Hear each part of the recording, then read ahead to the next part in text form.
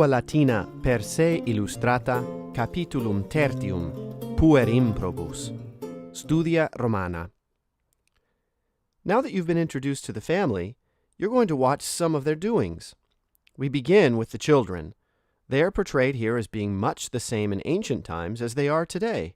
So, we're not surprised to learn that Julius and Aemilia's children cannot always get along together. Here, little Julia is the first to suffer because her singing annoys her big brother. Peace is not restored until mother and father step in.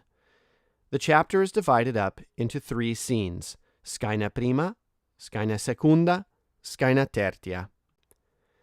In the second scene, we see Julius sleeping on a lectus, a Roman bed. While it looks pretty uncomfortable, such sleeping couches were common in the ancient world.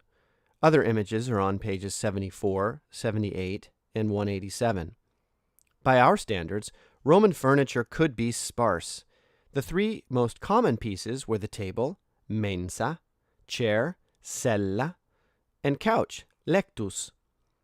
Storage places in the form of cupboards, armarium, and chests, arca, were also important. Containers for books, scrolls, went by various names. The capsa, also in diminutive form capsula, was a cylinder that can often be seen at the foot of a statue of one who wants to mark himself as learned. The scrinium was a portable chest for holding books and papers. The kista, also in diminutive form kistula, was a woven basket used for holding various things, including books. A particular usage for the kista was to hold the sacred implements at a religious festival. Oil lamps, lucernae, were ubiquitous. They could be carried in the hand and placed on a lampstand. Furniture, especially tables, of which the Romans were particularly fond, could be a sign of wealth. The beginning of chapter 4 on page 26 shows Julius sitting at a table that rests on ornately carved legs. Pliny the Elder, in the 1st century A.D., wrote about the Roman mania for tables, mensarum insania, tables which were made of citrus or cedar wood, arbor citri, which he writes about in his Historia Naturalis. Elsewhere, he writes of table legs being made of ivory. You will see at the end of our story that Julius can afford to adorn his dining room with expensive linens for the dining couches in chapter 30. Romans sometimes brought their own napkin, mappa, or hand towel, mantele, to dinner parties. Catullus complained in the 1st century BC that someone stole a napkin from him while dining out, which was both expensive and a gift from a friend. The complaint continues to the time period of our narrative. Martial, in the 1st century AD, wrote about a recent dinner.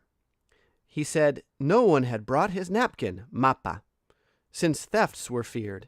Hermogenes stole the cloth, mantelle, from the table.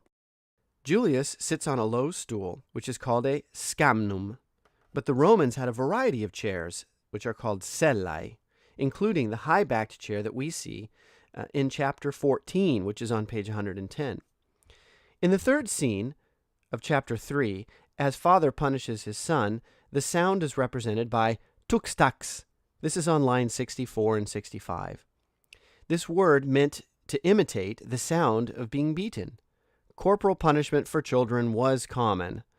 Some other colorful Latin expressions are bombax, which is an exclamation of surprise, babai, which is an exclamation of joy and amazement.